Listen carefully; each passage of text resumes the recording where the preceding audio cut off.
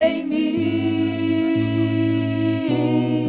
me amou por amor, por amor, sua vida entregou, meu Senhor,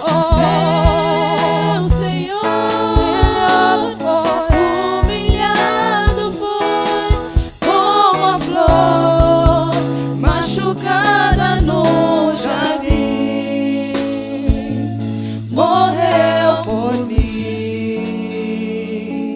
pensou em mim,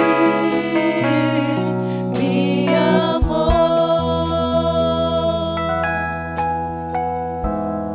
Aleluia. Louvado seja o nome do Senhor. Amém. Aleluia. Louvado seja o nome do Senhor. Meu querido, eu quero aproveitar que está de pé e convidar a abrir comigo a palavra de Deus.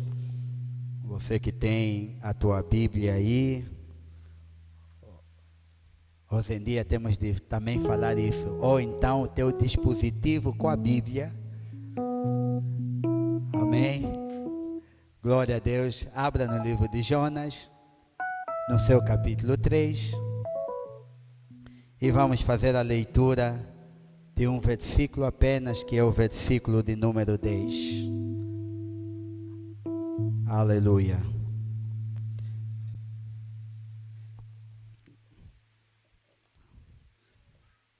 Jonas capítulo 3.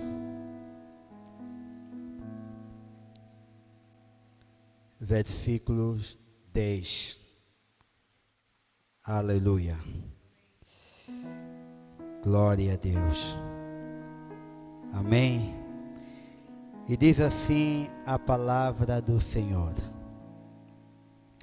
viu Deus o que fizeram, como se converteram do seu mau caminho, e Deus se arrependeu do mal que tinha dito lhes faria, e não o fez. Mais uma vez vou repetir a leitura.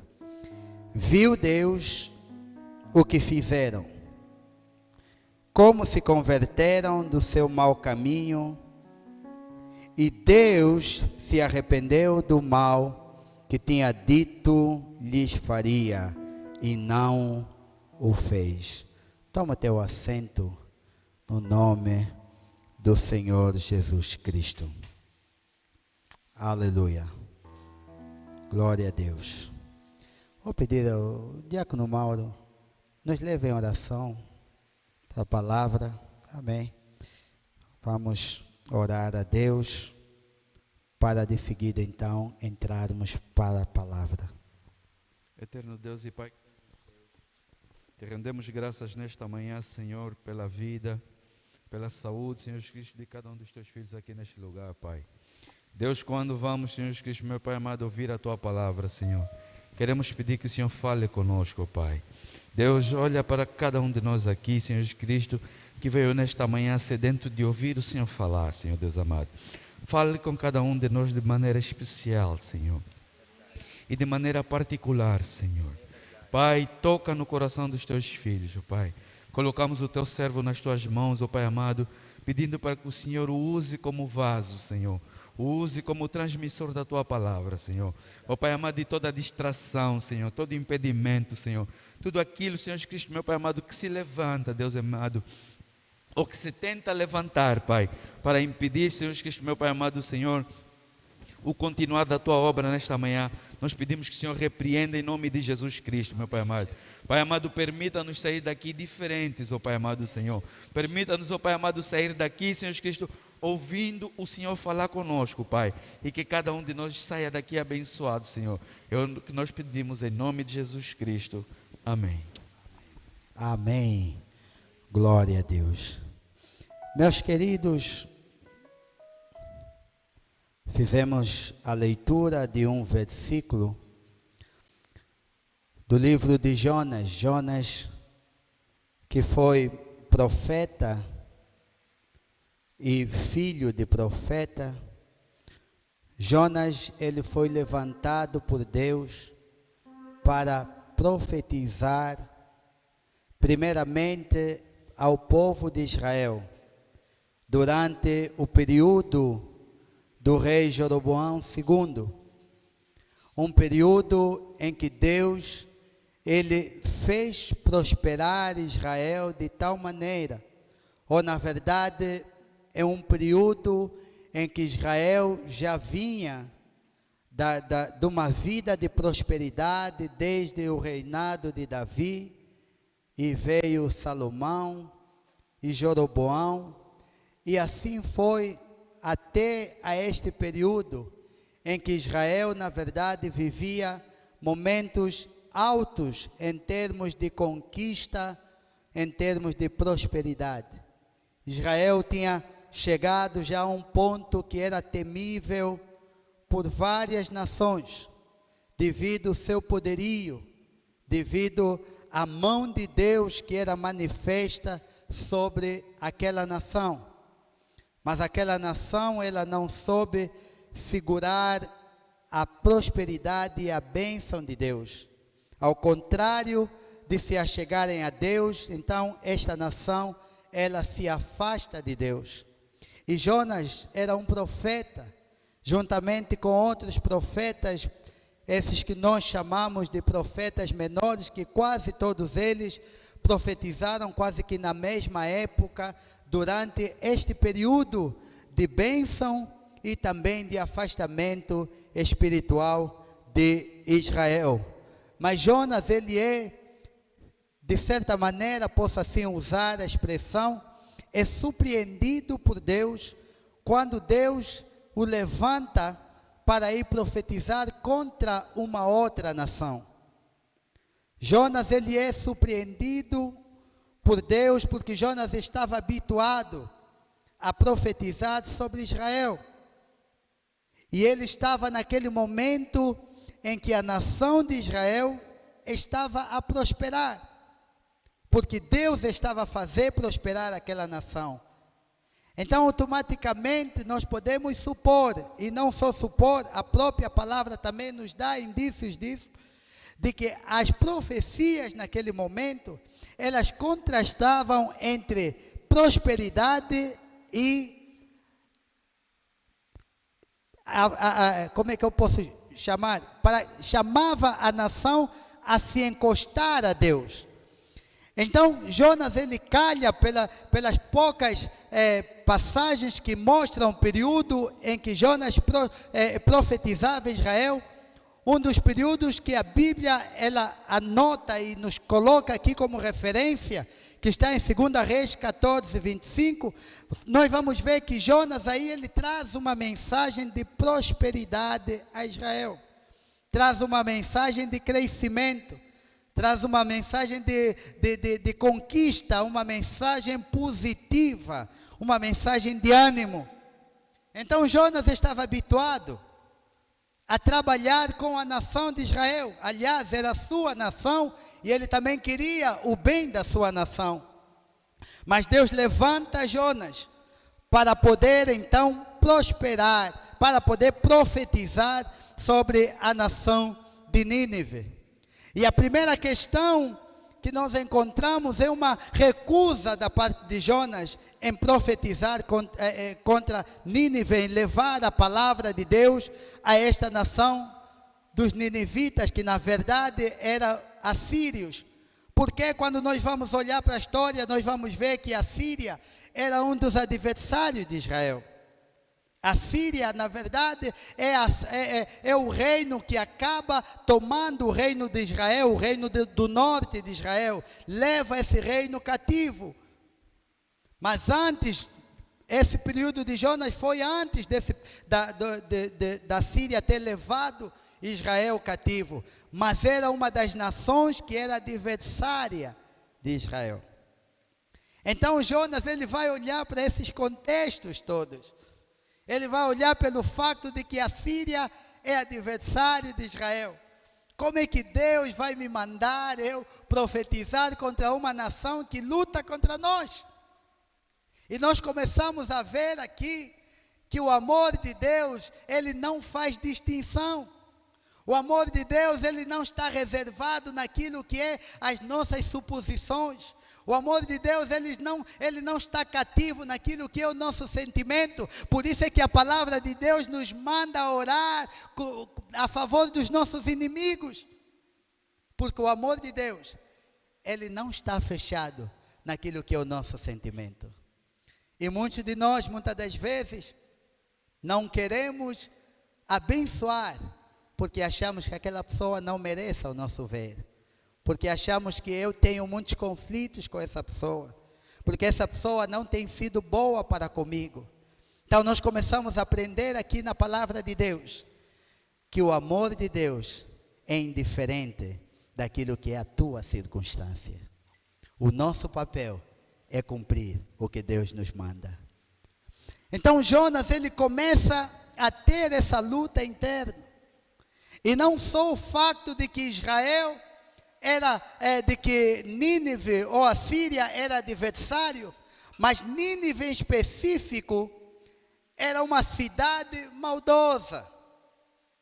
Nínive era como se fosse Sodoma e Gomorra reloaded. Era uma cidade como Sodoma e Gomorra, mas com um nível mais alto. E para quem conhece, pode ter uma ideia, quem é conhecedor da Bíblia, sabe o que havia na cidade de Sodoma e Gomorra. Tudo de mal, tudo que não prestava.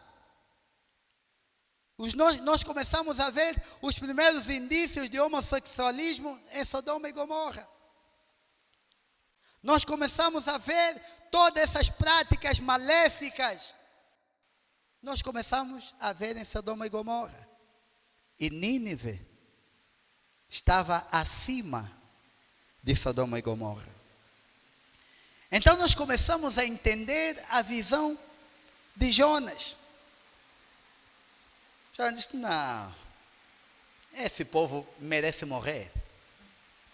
Quantas vezes nós vemos alguém e falamos, raça de víbora, vai para o inferno. Jonas tinha aquele pensamento. Esse povo merece morrer. O povo de Nínive era um povo sem misericórdia. Era um povo segundo a palavra de Deus. Eles tinham práticas de violência que era mesmo para violentar os seus inimigos. Era um povo que quando tomasse os seus cativos, não só levava como escravo, mas eles faziam mesmo, mostravam àquele povo que nós estamos a mandar. Cortavam os braços, cortavam as orelhas, cortavam o nariz das pessoas. Pegavam nas crianças e lançavam para o fogo, vivas. E não só, o mais arrepiante, quando você vai ler um bocadinho sobre a história de Nínive, é que eles tiravam a pele das pessoas vivas.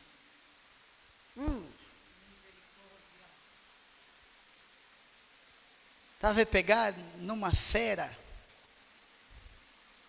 esfregar na pele de alguém, como vimos as nossas irmãs esfregarem panela, para tirar a pele das pessoas. Esta era a realidade do povo de Nínive. Era um povo que não sabia, não conhecia a palavra misericórdia. Eles não sabiam o que era misericórdia. Eles não sabiam o que era fazer coisa boa. Era um povo que era visto como um povo bárbaro. Um povo que não se compadecia de ninguém. Um povo que não tinha pena, não tinha dor, não tinha misericórdia, não tinha nenhum sentido humano de olhar para o seu próximo. Esta era a realidade de Nínive. E Deus vai levantar Jonas com esta missão de levar a mensagem para Nínive. E a mensagem de Deus para Nínive era a seguinte, capítulo 1 do livro de Jonas, versículo 2. Deus ele vai dizer para Jonas: dispõe-te, vai à grande cidade de Nínive e clama contra ela, porque a sua malícia subiu até mim. Vai à cidade de Nínive, diga para aquele povo que a sua maldade, que o seu pecado, que a forma como eles estão a viver, chegou ao meu limite.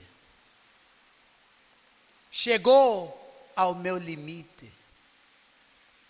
Deus ele vai mandar este servo dele com esta mensagem. E nesta manhã, Deus tem colocado nos nossos corações trazer essa mensagem. Vai à cidade de Nínive e diga para o povo que a sua maldade chegou ao limite. E quando Jonas ele recebe essa mensagem, Jonas ele fica relutante em levar essa mensagem. Mas Jonas chega a um ponto que ele vai e leva essa mensagem. E o capítulo 3, versículo 4 vai dizer: começou Jonas a percorrer a cidade caminho de um dia, e pregava e dizia: ainda 40 dias e Nínive será subvertida. Ainda 40 dias e Nínive será subvertida. Esta palavra subvertida, em algumas versões, vai dizer destruída. 40 dias e Nínive será destruída. Mas o original vai dizer, vai comparar isto como foi em Sodoma e Gomorra. Não seria uma destruição que o povo iria ser invadido, não. Mas seria uma destruição que viria do alto. Seria um acabar, erradicar com aquela nação de Nínive, com aquela cidade de Nínive. Da forma como Deus destruiu Sodoma e Gomorra, Deus estava mandando uma mensagem para dizer para aquele povo: vocês têm 40 dias. 40 dias para mudar a forma de ser. 40 dias para mudar a forma de viver. 40 dias para mudar a atitude. 40 dias para se converter ao Senhor. 40 dias para deixar a forma como vocês olham para as coisas, a forma como fazem as coisas. 40 dias para que tudo termine. Quantos dias nós temos? Quantos dias você tem? O dia da manhã não nos pertence. Hoje mesmo, ninguém aqui tem garantias que vai dormir na sua cama. Hoje mesmo, ninguém tem garantias que vai chegar a casa. Ninguém tem garantias. Apenas a nossa fé nos faz crer que voltaremos em paz para casa. Aleluia. Ninguém tem garantias. Deus falou a este povo de Nínive: vocês têm 40 dias. 40 dias para mudar circunstâncias. 40 dias para mudar paradigma. 40 dias para voltarem aos pés do Senhor. 40 dias para viverem como agrada o coração de Deus. E a mensagem para nós: nós temos mais ou menos 30 minutos. 30 minutos. Para quem olha para esta cidade, para quem olha para o historial deste povo, se olhar com os olhos humanos, vai dizer: não tem solução.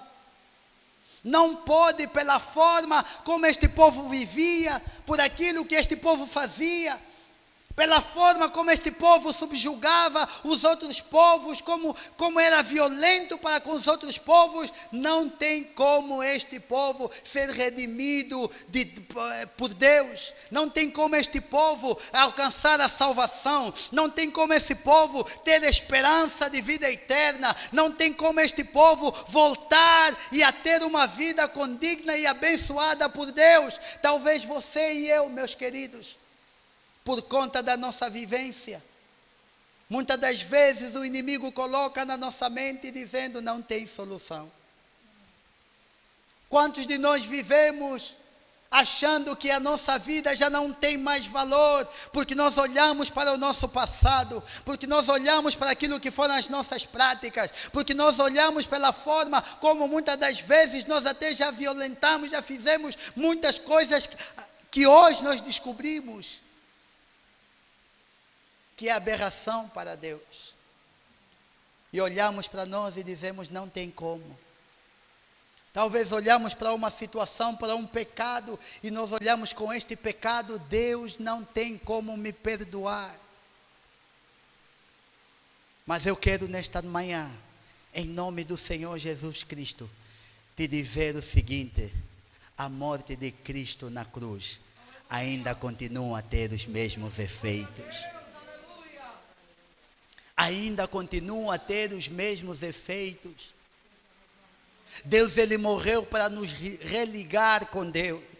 Jesus, ele morreu para nos religar com Deus. Enquanto Cristo sofria naquela cruz, não é porque ele não tinha poder para sair daquela cruz, não é porque ele não tinha poder para desfazer todos aqueles soldados, não é porque ele não tinha poder de refazer a história, não é porque ele não tinha poder de mudar as circunstâncias, mas ele sabia o propósito que lhe levou naquela cruz. E o primeiro propósito que lhe levou naquela cruz, ele mesmo na cruz demonstrou o propósito, dizendo àquele malfeitor: hoje mesmo estarás comigo no paraíso. E Deus continua, a voz de Cristo que foi entoada naquela cruz continua a soar nos dias de hoje. Hoje mesmo você pode estar com Deus no paraíso.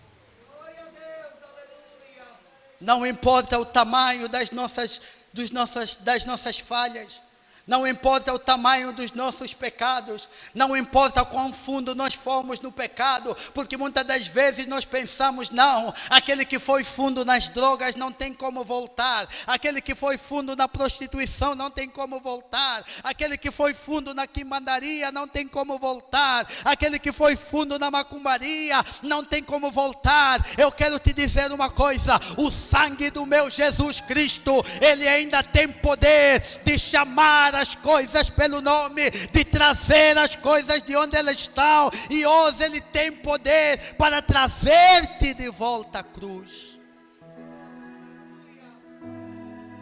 O amor de Deus é insondável, meu querido. O amor de Deus é incomparável, meu amado.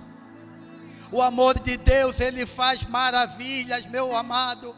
O amor de Deus, ele transforma aquilo que o mundo já não dá valor, aquilo que o mundo acha que já não tem futuro. O amor de Deus pega nesta pessoa suja, de lamacenta, da forma como está, e o amor de Deus dá um banho, e quando as pessoas voltam a ver, eles têm de admirar, porque o que Deus faz não se explica.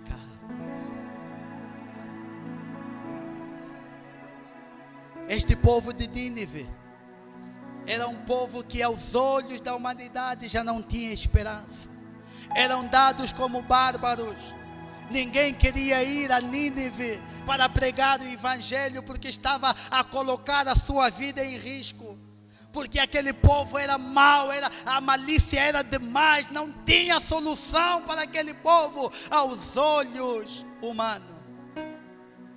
Mas tem um Deus que olha para nós e diz: não importa o que o mundo diz de ti, Não importa o que as pessoas pensam de ti. Não importa o que o inimigo até te acusa. Não importa o que as pessoas vão falando cada vez mais contra a tua vida. Não importa o quão distante você acabou por estar de Deus. Não importa, desde que você reconheça e você aceite voltar a um amor para ti. Há novas vestes para ti.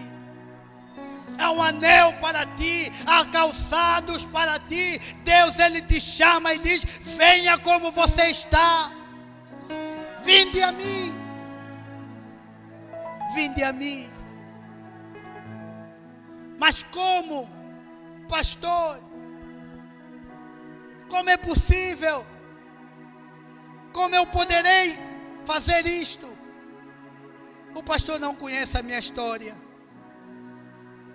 Foi exatamente por esta razão que eu trouxe o contexto de Nínive, para mostrar que se Deus perdoou Nínive, Ele pode perdoar a tua vida. Mas como, pastor? A Bíblia vai nos dizer no versículo 5 do capítulo 3, como alcançar esse amor.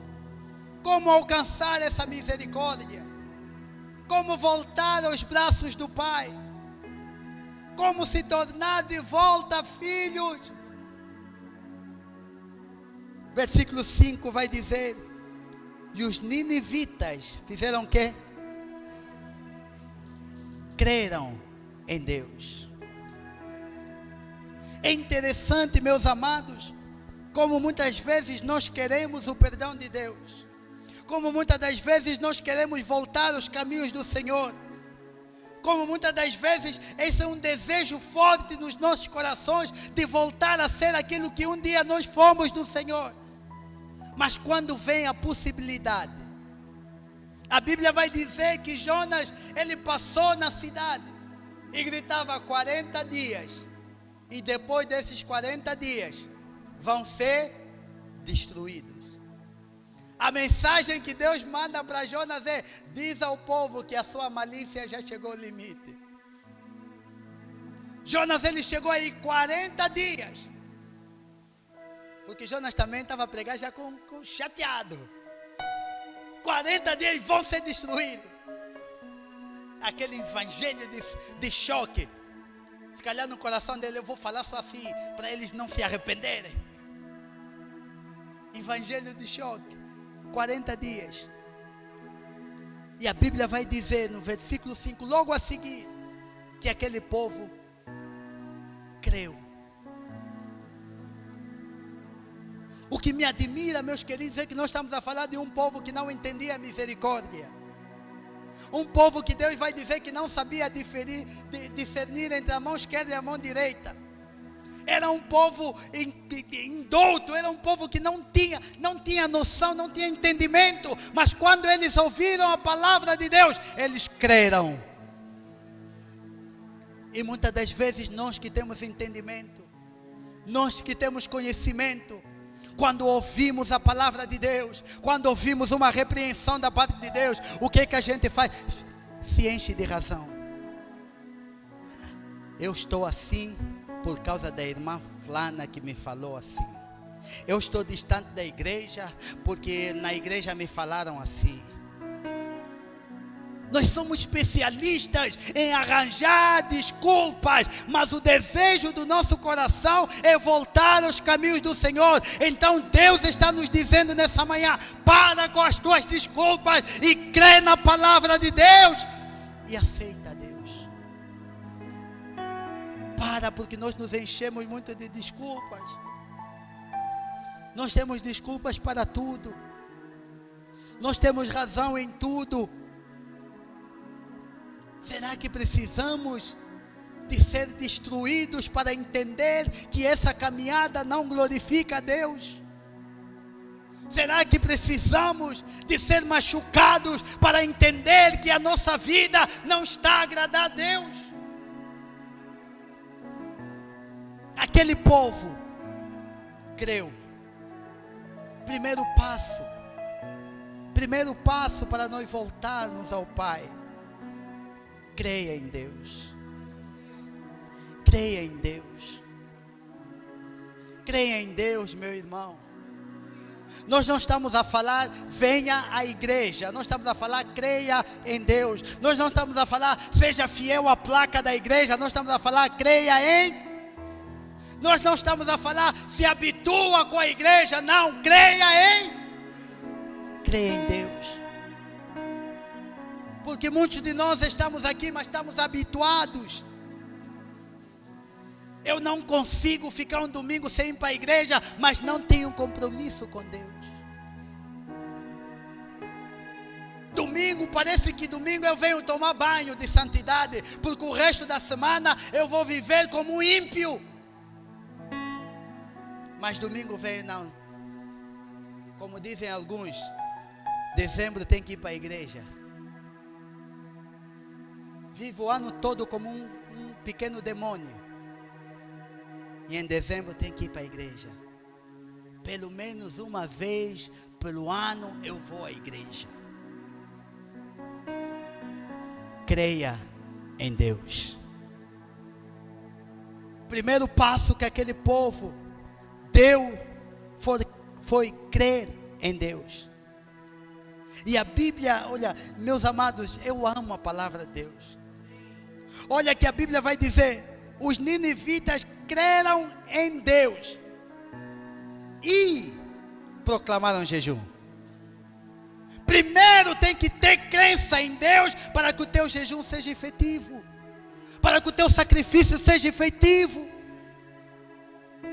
Porque hoje nós queremos fazer barganha com Deus, queremos trocar, queremos negociar com Deus. Eu não preciso ir na igreja, mas o meu dízimo sempre está lá. Eu não preciso ir para a igreja, mas eu sempre faço uma sopa. Faço caridade. Creia primeiro em Deus. Crer em Deus é andar nos estatutos de Deus. Crer em Deus é ter Deus acima de todas as coisas. Crer em Deus é nós matarmos o nosso eu e deixar com que Deus domine nossas vidas. Crer em Deus não é simplesmente dizer eu creio em Deus. E onde é que estão as obras? Onde é que estão as obras? Porque quem crê muda. Onde é que estão as obras? Primeiro passo dos ninivitas foi crer em Deus. Primeiro passo para voltarmos ao Senhor, para termos uma vida de comunhão com Deus, é nós crermos em Deus. Segundo passo, diz a palavra de Deus no versículo 6. Chegou esta notícia ao rei de Nínive. Ele levantou-se do seu trono, tirou de si as vestes real, cobriu-se de pano de saco e assentou-se sobre as cinzas. Segundo passo, reconheça que você nada sem Deus. Reconheça que você nada sem Deus. Nós vivemos numa terra, num país, onde a expressão sabes quem eu sou fala muito mais alto. Eu sei quem você é. Você é pó e do pó tornarás um dia. Este rei, ele poderia dizer: eu sou rei. A minha nação é poderosa. Eu tenho tudo o que eu preciso. Tudo que me vem à vista eu quero e eu vou e eu alcanço.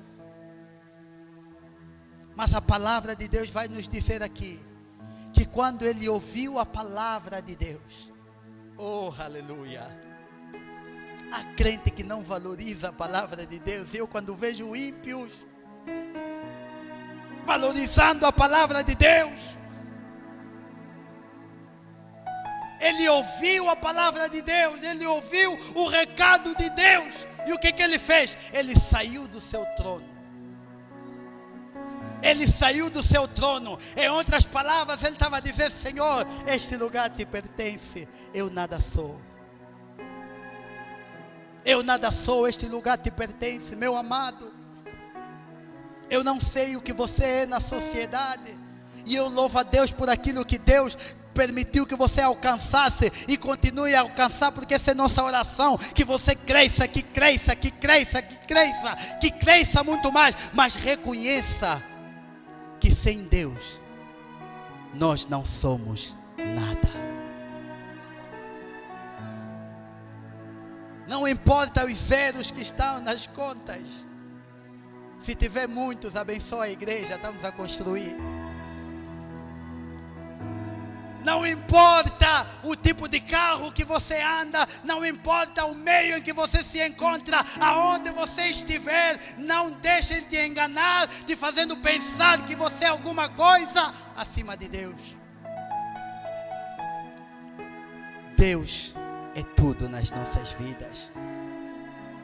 E este rei, ao tomar essa posição, ele estava a reconhecer que ele não era nada, que ele era dependente de Deus, que ele carecia da graça e da misericórdia de Deus. Ele estava a mostrar que eu aqui posso até mandar este povo, mas tem alguém que está acima de mim. E quando quem está em cima fala, quem está embaixo, se tiver juízo, faz o quê? Obedece. Obedeça. Obedeça. Este homem saiu do seu trono. Sair do trono, meus queridos, para o nosso tempo parece ser uma coisa simples, mas não. Mesmo para o nosso tempo não é simples. Porque senão não teríamos presidentes que gostam de ficar a eternidade no poder. O trono é bom. Te traz respeito, autoridade, poder. É só estalar os dedos e tudo acontece. Mas ele reconheceu que tinha alguém superior a ele. Reconheça que há um Deus superior a ti.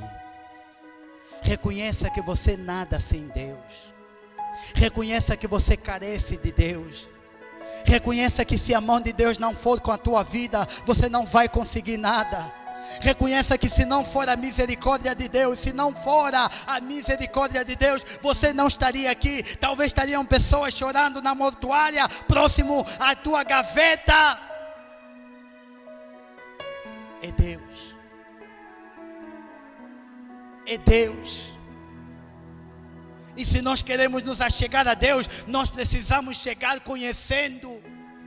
Precisamos chegar sabendo, eu estou a vir perante aquele que pode todas as coisas, aquele que é todo poderoso, aquele que faz todas as coisas, aquele no qual eu me rendo a Ele. Porque o número de cristãos que estão a se sentir superiores a Deus, até querendo dar ordens, meu querido, os ninivitas, quem olha para os passos que eles deram, até parece que eles estudaram como tocar o coração de Deus, mas não, eles não estudaram, mas eles ouviram a palavra de Deus, ouviram a palavra de Deus. Versículo 8. O terceiro passo que eles deram, a Bíblia vai dizer no versículo 8, a parte B: e clamaram fortemente a Deus. Primeiro creram, segundo se humilharam, terceiro clamaram. O clamor não era: Senhor, eu tenho razão. O clamor não era: Senhor, tu sabes que não é bem assim. O clamor não era: Senhor, nós estamos em guerra, nós temos que fazer isso nos nossos adversários para eles temerem. O clamor, e a palavra diz fortemente, era: Senhor, tem misericórdia de nós. Tem misericórdia de nós. Senhor, tem misericórdia dos nossos atos. Senhor, tem misericórdia da minha vida. Senhor, tem misericórdia se eu tenho feito escolhas que tem entristecido o teu coração. Senhor, tem misericórdia se eu tenho negligenciado a nossa comunhão por outras coisas. Senhor, tem misericórdia. Tem misericórdia. Tem misericórdia. Tem misericórdia. Tem misericórdia. Nós precisamos de nos render aos pés do Senhor e clamar por misericórdia, e clamar por perdão, e clamar para que o Senhor olhe para nós com misericórdia, porque só a sua misericórdia é que pode mudar o estado das coisas. Não é com prepotência, não é com arrogância, não é com altivez de espírito. Não é como aquele homem que subiu e disse: Senhor, tu sabes, eu oro 3 vezes ao dia. Senhor, tu sabes, eu dou as minhas ofertas. Eu dou, isso é arrogância. Mas a misericórdia, ele recai aquele que bate e diz: Senhor, eu não sou digno. Eu não sou digno, tenha misericórdia de mim. E a Bíblia vai dizer que Jesus disse que o segundo, o publicano, saiu daí consolado mais do que o fariseu. Aquele povo, todos eles se uniram. Imagina uma nação, imagina uma cidade, toda ela clamando: Senhor, tem misericórdia. Oh, aleluia. Se quando a situação de Paulo, eles adorando a Deus naquela cadeia, a cadeia estremeceu. Quando é o contrário, o trono de Deus não tem como ficar calado. Não tem como o trono de Deus ficar indiferente. Quando veio um clamor do fundo do coração, com sinceridade, quando veio um clamor, cheios de verdade no coração, não são palavras bonitas que movem o coração de Deus, não é intelectualidade espiritual que move o coração de Deus, mas é um coração contrito, é uma oração verdadeira, é um desejo sincero que toca o coração de Deus. E aquele povo se uniu e clamaram fortemente: Senhor, tem misericórdia. Reconhecendo os seus erros, as suas falhas, reconhecendo que eles necessitavam da misericórdia de Deus. E o quarto ponto: converteram-se. Conversão, meus queridos, fala de mudança de direção. Quando você converte uma coisa, você tira de um estado para o outro. Talvez, como nós entendemos melhor, quando você converte, é quando você leva o euro no Mártires e te dá um kwanza. Quando você leva o dólar e te dá um kwanza. Isso é conversão. Você foi com uma nota, mas você voltou com um monte de outras notas. É verdade. Isso é conversão. E aquele povo, antes de ouvir a palavra, eles tinham um valor neles. Mas depois de ouvir a palavra, eles mudaram o valor que havia nos seus corações. Se eles eram bárbaros, deixaram de ser bárbaros. Se eles eram homossexuais, deixaram de ser homossexuais. Se eles eram violentos, deixaram de ser violentos. Se eles eram adúlteros, deixaram de ser adúlteros. Se eram mentirosos, deixaram de ser mentirosos. Se eram sanguinários, deixaram de ser sanguinários. Houve uma conversão. E o espanhol chama câmbio. Houve um câmbio. Houve uma mudança. Se nós queremos que Deus volte a nos ter como filhos, tenha compaixão de nós, tem de haver um câmbio nas nossas vidas. Nós não podemos chegar e permanecer como chegamos. Não, meu querido. Tem de haver um câmbio. E a palavra de Deus vai dizer: e se converterão cada um do seu mau caminho e da violência que há nas suas mãos. Cada um precisa se converter do seu mau caminho. Qual é o meu mau caminho? Talvez não seja a violência, mas seja essa coisita pequena aqui, perigosa, que não para de lançar venenos contra a vida dos outros. Talvez o meu mau caminho não seja tão grande como as pessoas olham, né? Porque nós queremos às vezes medir os pecados, né? Pecado, pecadinho. Não, pecado, pecadinho, pecadão. Não.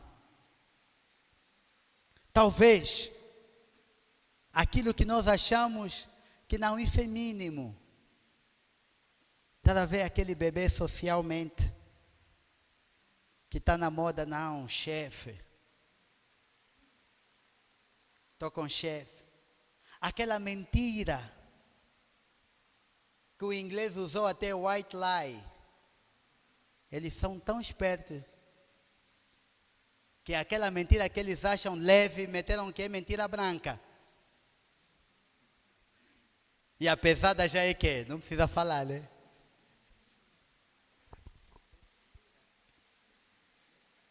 Talvez. Mas Deus aqui, Ele prova o seu amor, dando o seu Filho para morrer naquela cruz, sendo nós ainda pecadores. Ele veio para os doentes. Mas todo médico que tem condições de curar um doente, ele não recebe um doente e manda o doente da forma como recebeu. O doente tem que sair curado. Não permanece doente. Então Deus não quer que permaneças doente na presença dEle. Tem de haver conversão. Tem de haver mudança. E Ele hoje te convida para essa mudança. Ele hoje te convida para esta mudança. Não importa como você chegou aqui. Entenda, meu querido. Você nunca tirou pele de ninguém com esfregão? Espero que sim.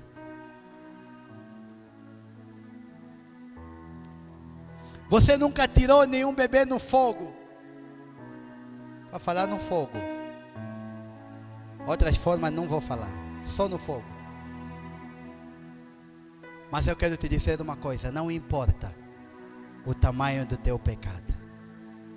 Há um Deus que quer redimir a tua vida. Há um Deus que quer mudar a tua vida. Há um Deus que quer te dar uma nova oportunidade.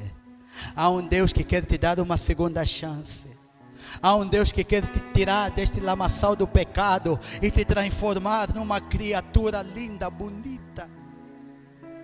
Uma criatura que vai criar admiração a todos aqueles que olharem para ti. Eu digo sempre que este lugar é um lugar de ex. É um lugar de ex. De ex-drogado que se converteram. Tem ex-prostitutos, prostitutas que se converteram. Tem ex-alcoólatras, bêbados que se converteram. Tem ex muita coisa. Mas a diferença está, houve um câmbio. E hoje você tem a oportunidade de experimentar este câmbio, de experimentar esta mudança, de experimentar este amor, de experimentar esta bênção, de experimentar o que Deus tem preparado para a tua vida. Deus tem grandes coisas para a tua vida. A morte não é o fim das coisas para ti, se estivermos em Cristo Jesus. Se estivermos em Cristo Jesus. Mas para isso nós precisamos nos render como este povo. Este povo nos dá uma lição de conversão. Um povo bárbaro nos dá uma lição de conversão. Você que ouviu esta lição, você que aprendeu com este povo de Nínive, a pergunta é: será que você está disposto a dar os mesmos passos que o povo de Nínive deu? Se a resposta é sim, então tenha liberdade. Venha ao trono de Deus. Venha entregar a tua vida a Deus. Venha refazer a tua vida com Deus. Venha reorganizar a tua vida com Deus. Em nome do Senhor Jesus Cristo. E o versículo 10 que nós lemos no princípio, para terminar, diz o seguinte: viu Deus o que fizeram e como se converteram do seu mau caminho, e Deus se arrependeu do mal que tinha dito que lhes faria, e não o fez. Deus mudou a sua sentença. Deus, Ele quer mudar a sentença de algum de nós neste lugar. Mas antes dele mudar a sentença, ele vai dizer que viu Deus o que fizeram. Viu Deus o que fizeram. Então, se fizeram é porque houve um ato, houve uma ação. E é esta ação que Deus nos clama, nos conclama, nos chama a fazer nesta manhã. Vamos nos colocar de pé. Aleluia.